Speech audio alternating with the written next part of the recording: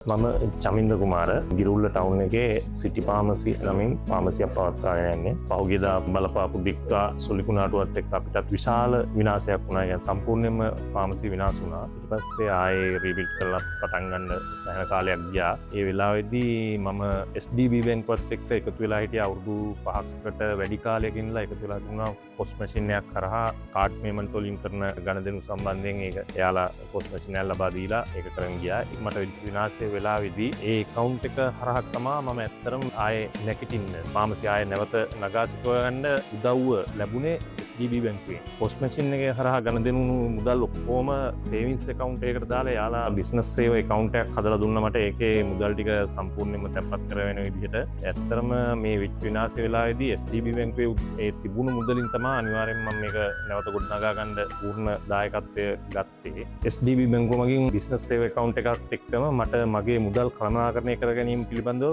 උපදේශනයක් එයාලා කොහොමද මේක කරගන්නේ කියන එක මං ළඟටම ඇවිල්ලා පැහැදිලි කරලා දුන්නා. ඒකත් ඇත්තටම ඉතාමත් වටිනාකමක් වුණා මට මේ විනාශය වෙච්ච වෙලාවේදී නැවත නැගී සිටීම. ඇත්තටම SDB බැංකුව දුන්නු හයිය නිසා තමයි මම නැවත නැගී සිටියේ. ඒක එකතු වෙච්ච මුදලෙන් තමයි මේ පාමසියෙන් මේ තත්ත්වයට නැවත නගා සිටව ගන්න පුළුවන් වුණේ. සුහදශීලී සේවයක් අනිවාර්යයෙන්ම අපේ දොරකටම ඇවිල්ලා එයාලගේ සර්විස් එක ලබා දෙනවා. ඇත්තටම මේ තියෙන ගුණාංග හින්දා තමයි අපි SDB බැංකුවත් එක්ක එකතු වෙලා ඉන්නේ. ඒ වගේම මේ අවස්ථාවේදී මම අවස්ථාවක් කරගන්නවා ගිරුල්ල නගරයේ වෙළඳ ව්‍යාපාර ප්‍රජාවගෙන් මතක් කිරීමක් කරන්න.